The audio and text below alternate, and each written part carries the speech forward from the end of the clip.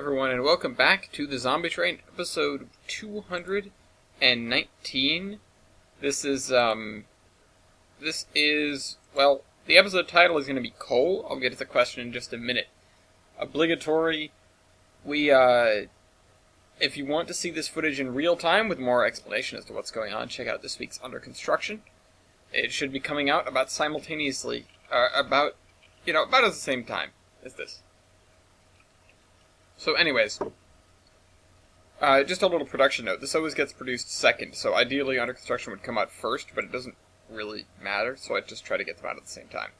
Anyways, so this question was posed to us by possibly a first non-human living thing. A very verbose cow, actually. Compared to the vocabulary of a normal cow, which typically consists of just sort of, moo. Anyways, the cow in question asked, where did the coal come from? This was on episode 199. And then also, do you have mind running for magic? I don't know what that means, but the coal primarily came from coal trains that were left around. In a lot of cases, we were scavenging. That's towards the beginning of the Zombie Trade. Once Zombie Train Incorporated started up, we made a much greater effort to get our own mines and stuff up and running, although we did have one during the Zombie Train era. Although that didn't last very long. That was something set up with our own people, not people on the crew, but people that we knew or were working with. And they did a pretty good job, but the problem was when you have one centralized location for coal, and it's not really anywhere near, your normal locations, it was a little bit out of the way to get us there to get coal, and it wasn't exactly an easy stop. So it was inconvenient for starters, just having this one coal mine out in the middle of nowhere, but it was better than not. And then when we did go out west, again, we would sort of scavenge what we could, finding a unit train, a coal unit train, either out on the line, that was sometimes dangerous, but out on the line or in a yard or something would be very, very advantageous for us. And oftentimes, we weren't using coal. So, to get to that, our fuel, the genius of taking a steam locomotive with you in the zombie apocalypse, as opposed to a diesel locomotive, a gasoline-powered car, a plane, or a helicopter, or whatever. Anything that's not, anything aside from, a bicycle, is that you can fuel it with pretty much anything. Now, there are some cars, although we didn't have one of these, unfortunately it would have been nice to, but I didn't even know about them until very recently, which are run on what's called wood gas. And you can look that up. I'm not really going to get into it now, but it's imperfect burning of wood, and then you channel those fumes into the engine, and the car can run like that. It's very strange. It's very interesting, but a lot of that kind of stuff popped up in Eastern Europe and those areas around where when gas prices went way up, and they were really helpful to those people, I would assume, when suddenly they had no supply lines of gasoline whatsoever and the world was overrun with zombies. Which is quite, it's quite an escalation for that to happen, but anyways. So, we burned a lot of different things in the engine during the course of the zombie train. The coal came from originally scavenging, and then one mine, and then scavenging again. And then several mines when Zombie Train Incorporated came around, which would have their own dedicated locomotives to bring the coal to yards and stuff like that, wherever we needed it to run engines. Sometimes that was quite a distance, but it was better than what we had, and the alternative was, so we would burn anything that could burn. In a lot of cases it was wood, but in a few cases we would get desperate. In one case in particular we were using grilled charcoal, which wasn't good because it doesn't really break down that easily. It's designed to be long burning and not really burn that much. And also, I mean, that's fairly even. What wasn't even was using, like, the Duralogs. If anybody who has a fireplace is familiar with those. You'd go and you'd raid a Lowe's or a Home Depot for those things, but those were pretty high priority. People wouldn't think of grilled charcoal. People would think of those. And of course, the advantage of wood is you can just go down and chop down some trees and get some wood. Not that that was ideal, especially if it was, wet wood. You'd want to be taking people's, or taking stores, not stores, but collections of wood. Well, yes, stores, but not stores. You'd want to be taking wood that had aged, and that wasn't something we had access to a lot of the time. So, while most of the time we did have coal, because all in all, we didn't really go that far. And if we found a location with coal, it would be, let's hang around here for a while. But, and we did carry like 3 hopper cars worth at a time, just for the sake of it, which, getting that into the tender was of course its own pain. I've talked about moving, the stuff that we had jury-rigged, this sort of conveyor thing where it would transfer coal, or, well, you'd shovel coal onto it and it would dump it into the tender for you. That was nice to have. That was not something that we came up with right away, but it was nice to have. In fact, we didn't even get that until we came back from Portland, so it was fairly late in the game for us to have that. Anyways, it was a very finite resource. It was one of those things where we had to think about, it wasn't like water where we could just stop and get it anywhere. We had to think about it. And one of the things was, we didn't initially, of course, later we would pick up some people that were familiar with the areas that we were in. But initially we had no idea where the coal would be. We can take some educated guesses. I know generally where mines are, but it's like, where is there going to be a unit train load of coal? And the answer at that point, most of the time, was, we don't know. And that was a minor issue. Minor is kind of downplaying it. But we sort of would truck along in the general direction that we'd expect things to be, and also, once we started meeting people who had seen the area, who had scouted, whatever, they would tell us that, some such thing is here.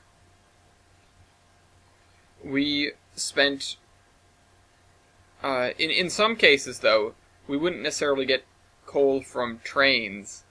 We would just get it from other places that use coal. But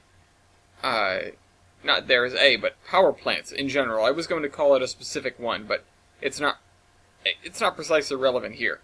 But power plants in general, if there are a lot of coal-fired power plants around, and you can, they will keep a lot of coal in reserve, just in case. And because their shipments are generally huge, so they don't need them as often, it's done on purpose that way. But if we knew where our power plant was, that's where we could get coal. We knew where one in particular was. It was particularly out of the way, however, and so that led us to, that was one of the reasons we started working on what we dubbed the Barrington Rail Revival Project, but it was really just a Newport extension because we had to get a deep water port for the ships that we were using. A deep water port, I might add, that it was not Quonset or Providence, because some of these ships were sailing ships and could not fit under the bridges. A couple of them could. I believe there was a hull, not to get too sidetracked, but it was a hull at this point, and the contingent of people that wanted to work on it, a few of them made it, and they were pretty hell-bent on fixing it. And that would be the, what is it? The Matthew Perry. No, not Matthew Perry. Yeah, isn't it? It's another Perry. The name escaped me, but it was a ship in Newport, Rhode Island, that is a sailing ship, and that at this point I believe was not finished yet. It was just a hull. And eventually they became quite a resource to us because they're small enough to get under those bridges. Our mainstay, which was the USS Constitution, is not short enough to get under those bridges, to get under the Newport Bridge or the Jamestown Bridge and get up to either Quonset or the Port of Providence. And yeah, there it is. I'm trying to find this damn thing. This is not that helpful to me. I didn't think of that ahead of time, but maybe I could talk about that later. Anyways, so in a lot of cases, out west there are some fairly large coal mines. Back east there are some fairly large coal mines. Those in particular are they're in Appalachia. And those, I guess you could say they were nearby for us, because, we didn't have to go that far. We didn't have to go into, I'd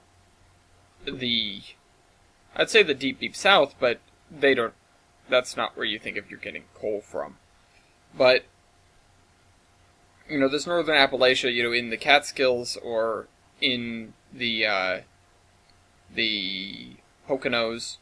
I'm trying to think of the different mountain ranges, but, in Pennsylvania and New York, that area, as well as, West Virginia, Kentucky, Tennessee, that was as far south as we really wanted to go to get coal on a regular basis. The coal mine that we had started up, I guess, it wasn't started, it was restarted, was in Pennsylvania, not too far from Scranton, because we knew we could get there, and we paid it quite a few visits. And then when we got far from it, we would have to scavenge, or we had to prepare ahead of time. When that mine was in full swing, we had a couple of trips that we're going to ditch the train, we're going to go out there, we're going to load up a whole train of coal and bring it back to Rhode Island, because that was really our home base. As well, another place to get coal, just while I'm thinking of it, is steel mills. Now, we did make use of a lot of steel mills once the Zombie Train Incorporated came around, but, large mills have huge stockpiles of coal, and occasionally would end up burned, but when we could get our hands on them, they would be incredibly useful to us, and they were incredibly useful to us. I believe, I talked about Sault Ste. Marie, I went over the whole Battle of Sault Ste. Marie, etc., etc. That was a major, I guess you could call it a deposit for us, and if we had not wanted to work with that steel mill there, we would have probably taken all the coal for ourselves immediately. Well, not taken it, but claimed it, more or less. So, the answer to the question posed by Cow here is really all over the place. And in some cases we just could not. We could not get it. So in some cases, nowhere, I suppose. But Appalachia, primarily, for when we really started needing it. And then some of the larger mines, one in particular in Colorado I can think of, I don't remember the name, but it's there. And one of the places that, now this is just a sort of electricity distraction, but the Black Mesa and Lake Powell was something that we thought about and then sort of jumped on, because it may be sort of isolated, but it was its own self-sufficient thing, and we used that to get power to a lot of places. It was out in the middle of nowhere, so we didn't have to worry about zombies or anything. Those, the employees, of which there were several when we arrived, were pretty hell-bent on keeping it functional. And we definitely helped them with that. But I hope that I've answered that question. I know I was sort of all over the place, because it's a simple answer, but it's not a very straightforward one. So, yeah. If you have any further questions, or any questions whatsoever, go ahead and post them in the comments down below. I have a nice list of stuff, but it always is nice to add to it. Trainman out.